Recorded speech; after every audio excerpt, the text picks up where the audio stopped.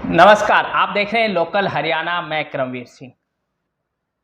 हरियाणा के अंदर जिस प्रकार से हरियाणा सरकार एक पॉलिसी लेके आई है कि हरियाणा में शिक्षा के स्तर को सुधारने के लिए यहाँ दूसरे राज्यों के रिटायर्ड जो टीचर हैं उनको भर्ती किया जाएगा। और एक आज जो प्रमुख खबर है जो सभी अखबारों ने बड़ी प्रमुखता से छापी है, और वो खबर है हरियाणा में बेरोजगारी को लेकर के कि हरियाणा देश के अंदर बेरोजगारी में नंबर 1 है। यहां जो आंकड़े हैं उनके हिसाब से 19 साल से अबाउ हर दूसरा युवक बेरोजगार है। तो ये इस प्रकार की जो हरियाणा सरकार की नीतियां हैं कि एक तरफ तो हरियाणा के अंदर सरकार शिक्षा के स्तर को सुधारने की बात कर रही है और वहां दूसरे राज्यों के रिटायर्ड टीचर्स को भर्ती किया जा रहा है, दूसरी तरफ बेरोजगारी सबसे अधिक है। तो इन मुद्दों पर चर्चा करने के लिए आज हमारे साथ सत्यनारायण यादव जी हैं। ये वरिष्ठ वकील हैं, आम आदमी पार्टी से जुड़े हुए हैं, महेंद्रगढ़ जिला प्रवक्ता। सत्यनारायण जी नमस्कार, स्वागत है लोकल हरियाणा पर। नमस्कार जी। जिस तरह से हमने अभी 2 बातें रखी हैं कि हरियाणा के अंदर जो सबसे पहला पॉइंट हम रखते हैं कि सरकार ने कहा है कि शिक्षा के स्तर को सुधारने के लिए दूसरे राज्यों के जो रिटायर्ड अध्यापक हैं उनको भर्ती किया जाएगा। तो सरकार की इस पॉलिसी को लेकर आपकी आम आदमी पार्टी का क्या कुछ सोचना है, क्या कहना है, कितनी सही नीति है? करमवीर जी धन्यवाद। मैं कहता हूँ बड़े शर्म की बात है अगर हरियाणा सरकार कहती है अगर हम दूसरे राज्यों से रिटायर्ड कर्मचारी लाएंगे वो पढ़ाएंगे जब शिक्षा में सुधार होगा।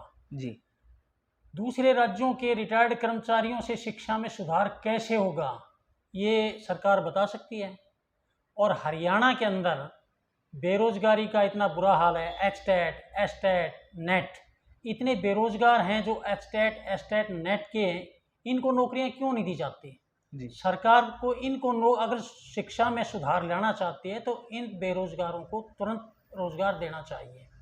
जहां रोजगार का सवाल है, अखबार में बहुत स्पष्ट लिखा है कि पहले बेरोजगारी 27% थी, उसके बाद बढ़ती बढ़ती आज ये हालत होगी कि हर दूसरा युवक बेरोजगार है। हरियाणा सरकार में इतनी बेरोजगारी बढ़ रही है, हरियाणा के कर्मचारी भटक रहे हैं, हरियाणा के युवा का अंधकार में भविष्य है, और सरकार कहती है कि दूसरे राज्यों से रिटायर्ड टीचर ले आएंगे वो पढ़ाएंगे जब सरकार का सुधार होगा। ये बड़ी गलत बात है, हम इसकी निंदा करते हैं और ये तुरंत वापस होना चाहिए। जहां रोजगार का सवाल है जी, हरियाणा में पहले इतनी बेरोजगारी है तो दूसरे राज्यों से रिटायर्ड टीचर लाने की क्या जरूरत है? दूसरा, पिछले दिनों दुष्यंत चौटाला ने कहा था कि प्राइवेट सेक्टर में 75% युवाओं को लोकल हरियाणा के युवाओं को रोजगार देंगे। बिल्कुल।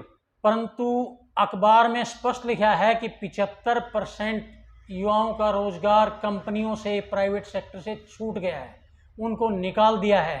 प्राइवेट सेक्टर में हरियाणा के रोजगारों का कोई भविष्य नहीं है, उनको ना प्राइवेट सेक्टर मिल रहा है और ना ही सरकार गवर्नमेंट सेक्टर में दे रही है। जी, तो सरकार का जो नारा था अब हम रोजगार देंगे वो कहाँ है? मेरी समझ में नहीं आता। अब मुख्यमंत्री मनोहर लाल किस आधार पर कह रहे हैं अब दूसरे राज्यों के टीचर को लाएंगे वो यहाँ पढ़ाएंगे और फिर शिक्षा का स्तर सुधरेगा? आप बात कर लेते हैं देश के अंदर जब से केंद्र सरकार की तरफ से अग्निवीर योजना की घोषणा की गई है, पूरे देश के अंदर युवा लगातार इसका विरोध कर रहे हैं, दूसरे जो विपक्षी दल हैं वो भी विरोध कर रहे हैं। तो अग्निवीर जो योजना है, केंद्र सरकार का अपना तर्क है कि इससे रोजगार का सृजन होगा, रोजगार बढ़ेंगे, अधिक युवाओं को रोजगार मिलेगा, जबकि युवा इसका बात का विरोध कर रहे हैं। तो इस प्रकार से जो योजना आ रही है इसको लेकर के आप और आपकी पार्टी का क्या कुछ स्टैंड है? पार्टी का अब कोई भी कानून देश में बनता है उस कानून को बनाने से पहले जनता की राय ली जाती है। जी, जब ये किसानों के लिए एक कानून बना रहे थे कि हम आपकी आय में सुधार करेंगे तो एटलीस्ट किसान समुदाय को इन्होंने विश्वास में लेना चाहिए था अगर हम ये कानून आपके उसके लिए लाना चाहते हैं। अगर आप एग्री नहीं है टाल कर दें, उसको मना कर दें, उसको वापस कर दें। अगर इनका कोई ऐसा विदेशों में होता है, जी जी विदेशों में कोई भी कानून बनता है तो सरकार उस पोर्टल को पब्लिक के सामने रखती है, अगर हम ये कानून बनाने जा रहे हैं, उसमें अगर बहुमत से उस देश की पब्लिक ये कहती है हाँ जी बनाओ तो बना दें, अदरवाइज नहीं। अगर आज का युवा को अगर इसमें अपना अंधकार में भविष्य देखना चाहते हैं तो इसको ना लें और इनको आगे ये आश्वासन दें कि हम आपको रेगुलर यहीं आर्मी में रखेंगे। जी। एक जब बात आपने शिक्षा की है, तो यहाँ अभी एक जो खबर और है वो भी बड़ी सुर्खियों में चली हुई है। सरकार की तरफ से एक योजना आ रही है कि जो सीनियर सेकेंडरी स्कूल हैं उनको लेकर, उनकी शिक्षा को लेकर, कि जिन सीनियर सेकेंडरी स्कूलों में 500 से नीचे की संख्या है और जो 5 किलोमीटर का दायरा है उसके अंदर उनको मर्ज किया जाएगा। तो इससे पहले अक्सर हम जो खबरें सुनते थे, जो चर्चाएं होती थी, वो स्कूलों को अपग्रेड करने की चर्चाएं तो हमने खूब सुनी है, खूब स्कूल अपग्रेड होते देखे हैं हमने, प्राइमरी से मिडिल, मिडिल से हाई स्कूल, इस प्रकार से। लेकिन ये पहली बार हो रहा है कि जब स्कूलों को सरकार बंद करने का काम करी है, मर्ज करने का काम करी, तो क्या ये जो है सरकार की पॉलिसी है, ये पूर्ण रूप से निजीकरण को बढ़ावा देने के लिए? देखिए, ये सरकार प्राइवेट स्कूलों को बढ़ावा दे रही है और इसी की तर्ज पर ये सरकारी स्कूलों को बंद करने जा रही है। आपने देखा होगा पिछले दशक से एक स्कूल गांव में प्राइमरी स्कूल था जी, उसको अपग्रेड करके एक योजना में मिडिल स्कूल बनाते थे, अगले 5 साल उसको हाई स्कूल बनाते थे, अगले 5 साल उसको सीनियर सेकेंडरी स्कूल बनाते हैं। रीज़न ये था कि एक गांव के, एक ब्लॉक के, एक डिस्ट्रिक्ट के बच्चों को दूसरी जगह ना जाना पड़े और उनको वहीं अच्छा गुणवत्ता शिक्षा का प्रदान हो। लेकिन ये सरकार तो जो आज जो गवर्नमेंट स्कूल चल रहे हैं उनको भी बंद करना चाहती है। तो ये बहुत बुरी बात है। सरकार को इस शिक्षा प्रणाली को सुधार करना चाहिए, ना कि इन स्कूलों को तोड़ना चाहिए। आपकी आम आदमी पार्टी की पंजाब में नई सरकार बनी है और उन्होंने वहां जो जनता से वादा किया था 300 यूनिट बिजली देने का, तो ये वादा अभी लागू कर दिया है। तो इसको लेकर के जनता का सवाल ये होता है कि आप इस तरह की जो फ्री की चीज़ें चला रहे हैं, इससे तो आने वाले समय में जनता पर बोझ बढ़ेगा, क्योंकि फ्री की चीज़ें आप कब तक देंगे? देखिए, ये केजरीवाल जी ने सबसे कहा था कि फ्री कहाँ से, पैसा कहाँ से आएगा। जी, तो वो बड़े इकोनॉमिस्ट भी हैं और इनकम टैक्स में एक कमिश्नर रैंक पर रहे हैं, उनको कैलकुलेशन का बहुत अच्छे से ज्ञान है। हम किसी को फ्री नहीं दे रहे। जो 300 यूनिट फ्री देने की बात की है, तो जो मंत्री है, अधिकारी है, संतरी है, सरकारी जो ना जितने भी सरकारी गवर्नमेंट बिल्डिंगें हैं वो कोई बिजली का बिल नहीं भरते, उन सब से बिल भरवाएंगे और वो जो पैसा आएगा उनसे हम हर आदमी को 300 यूनिट तक फ्री देंगे। तो उसमें ज़्यादा सरकार पर टैक्स लगाने या बोझ नहीं पड़ेगा। और अगर हमारी सरकार आएगी तो 300 यूनिट फ्री हम हरियाणा में भी हर आदमी को देंगे।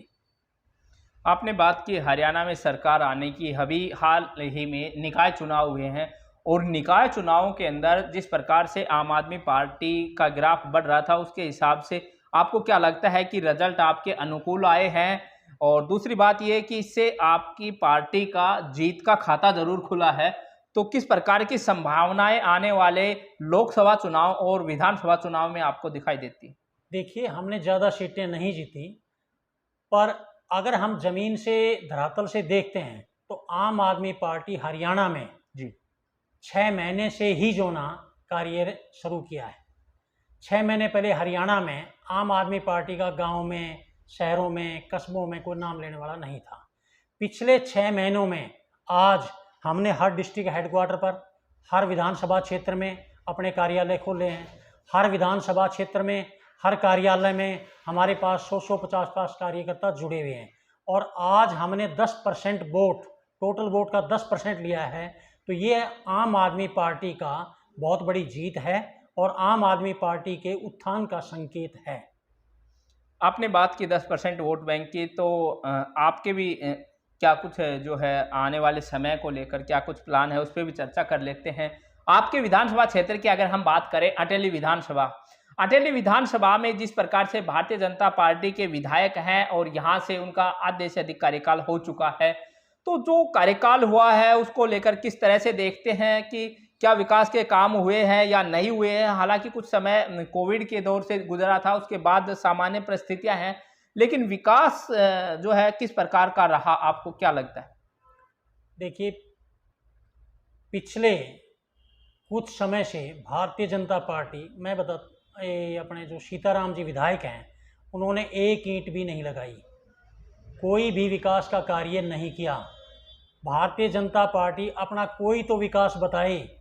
सिर्फ दो काम, एक हॉस्पिटल पिछले 7 साल में एक हॉस्पिटल बनाया जिसमें ना डॉक्टर हैं, ना दवाइयाँ हैं, ना मशीन है। एक गर्ल्स कॉलेज है, वहाँ एडमिशन के लिए बच्चे नहीं हैं। इसके अलावा हम रोड बनाएंगे, बाईपास बनाएंगे, इधर से सड़क निकालेंगे, इधर से निकालेंगे, और अब कहते हैं सरकार के पास ऐसा कोई प्रोविज़न नहीं है। आज सड़कों की ये हालत है, खड्डे हैं, पानी भरे हुए हैं, सीवरेज काम नहीं करता, घरों में पानी घुस रहा है, तो सरकार ने विकास कहाँ किया? सरकार के पास विकास नाम की कोई चीज़ नहीं है। और आने वाले समय में भारतीय जनता पार्टी अपनी शिक्षा, रोजगार और विकास के नाम पर क्या वोट मांग पाएगी, वो अपना खुद ही इस बात पर विश्लेषण करें। जिस प्रकार की सड़कों की आपने बात की है, सड़कों की जिस प्रकार से रेवाड़ी महेंद्रगढ़ एक प्रमुख सड़क मार्ग है जो कि आपके कस्बे कनीना से गुजरता है, तो यहाँ जो हालात हैं सड़कों की वो बड़ी दयनीय स्थिति है। तो इसको लेकर पहले सरकार की तरफ से ये कहा जा रहा था कि बाईपास कनीना में बनेगा, उसके बाद सड़क चौड़ीकरण की बात हुई थी, लेकिन धरातल पर आज तक कुछ भी नहीं हुआ है। तो क्या ये सरकार का फेलियर है, यहाँ के जनप्रतिनिधि हैं उनका फेलियर है? सरकार ने पॉलिसी बनाई थी कि जो भी शहर, सब डिवीज़न या डिस्ट्रिक्ट लेवल के हैं, उनके 6 किलोमीटर तक रोड डबल किए जाएंगे जी। और इसके तहत कनीना की भी जो ये सड़कें डबल होनी थी। परंतु उस वक्त जो विधायक थी संतोष यादव, उन्होंने इसको मना कर दिया कि नहीं, हम इसको चौड़ा नहीं करेंगे, हम बाईपास निकालेंगे। उसके बाद सीताराम जी विधायक आए। सीताराम जी विधायक आज कहते हैं कि नहीं, बाईपास की कोई प्रोविज़न नहीं है, हम इसी को जो 7 फुट ना करके 10 मीटर तक चौड़ा करेंगे। 10 मीटर चौड़ा से क्या होगा? यहाँ हर दिन हजारों व्हीकल गुजरते हैं, खड़े हैं, सड़क एक ईंट, एक रोड़ा, एक तारकोल का एक भी कोई काम पिछले 7 साल से मैंने तो देखा नहीं है। सरकार कहाँ काम करा रही है? कोई काम सरकार ने नहीं कराया। लोगों में बहुत भारी रोष है। कनीना के अंदर एक उप नागरिक अस्पताल पिछली सरकार के अंदर बना था जो काफ़ी बड़ी और अच्छी भव्य बिल्डिंग है, लेकिन स्वास्थ्य सेवाओं के नाम पर वहाँ कुछ उपलब्ध नहीं है, एकमात्र रेफरल केंद्र बनकर रह गया है।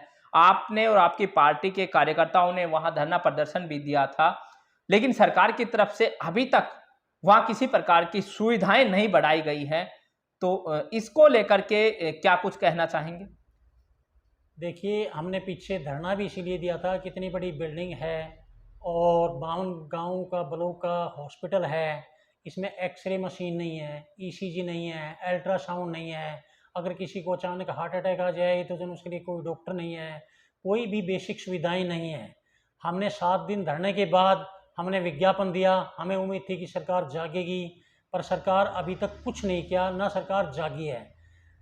आज ये दुख होता है कि पिछले 5 दिन में कनीना में 5 मौतें हुई हैं, जिनमें से 4 हार्ट अटैक से हुई हैं, जो यहाँ से रेवाड़ी के बीच में उनकी डेथ हुई है।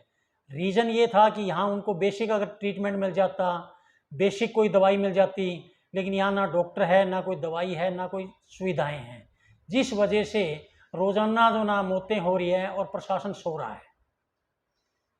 आने वाले विधानसभा चुनावों को लेकर के आपकी क्या कुछ तैयारियां हैं? किस तरह से आप आम आदमी पार्टी के ग्राफ को आपके विधानसभा क्षेत्र में बढ़ाने का काम करेंगे? देखिए, मैं रोज़ाना सैकड़ों आदमियों से मिलता हूँ और वो कहते हैं कि हमने कांग्रेस को देखा, बीजेपी का देखा, इनका कोई विज़न नहीं है, कोई विकास नहीं है, सिर्फ नारा देते हैं और धर्म के नाम पर वोट मांगना चाहते हैं। धर्म की राजनीति लंबे समय तक नहीं चल सकती। विकास, हॉस्पिटल, डेवलपमेंट, शिक्षा, किसी भी देश का स्ट्रक्चर मजबूत करने के लिए उसकी ये चीज़ें होनी ज़रूरी हैं और यही आम आदमी पार्टी का एजेंडा है। हम सुबह उठ के भगवान से ये प्रार्थना करते हैं, हे भगवान, मेरा क्षेत्र सबसे समृद्धशाली हो, मेरा राज्य सबसे समृद्धशाली हो, मेरा देश विश्व का 1 नंबर हो, जो हमें इस बात से कोई फ़र्क नहीं पड़ता कौन किस धर्म से है, हम सिर्फ शिक्षा, उपचार और डेवलपमेंट की बात करते हैं। जहाँ मेरी तैयारियों का सवाल है, मैं अगले हफ्ते से हर अटेली विधानसभा के 104 गांव हैं, उनमें हर 2-2 गांव में जाऊंगा। अपनी नीतियां, सरकार की सफलताएं, पंजाब में 1 टेनोर अभी बना है, दिल्ली में 2 टेनोर से हैं, तो दिल्ली की व्यवस्था को आप देख सकते हो, पंजाब को आप देख सकते हो, और अगर हमें मौका मिला तो हम इससे कहीं ज़्यादा बेहतर विकास, रोजगार और शिक्षा प्रदान करेंगे। जी सत्यनारायण जी, आपने जो आज समय निकाला और हरियाणा सरकार की जो पॉलिसी आ रही है, जो नीतियां आ रही हैं, विशेष रूप से शिक्षा को लेकर के, जिस तरह से बेरोजगारी है प्रदेश के अंदर, उसको लेकर के आपने जो विचार रखे, अपना जो आपका पार्टी का जो विजन बताया, उसके लिए आपका बहुत बहुत धन्यवाद। धन्यवाद। तो इस प्रकार से आज हमारे साथ सत्यनारायण यादव जी, एडवोकेट, जो कि आम आदमी पार्टी के जिला प्रवक्ता हैं महेंद्रगढ़ से, वो जुड़े और उन्होंने अपनी और अपनी सरकार की और जो है नीतियां हैं उनको लेकर के विस्तृत रूप से चर्चा की। आज के लिए इतना ही, बाकी खबरों के लिए आप देखते रहिए लोकल हरियाणा न्यूज। नमस्कार।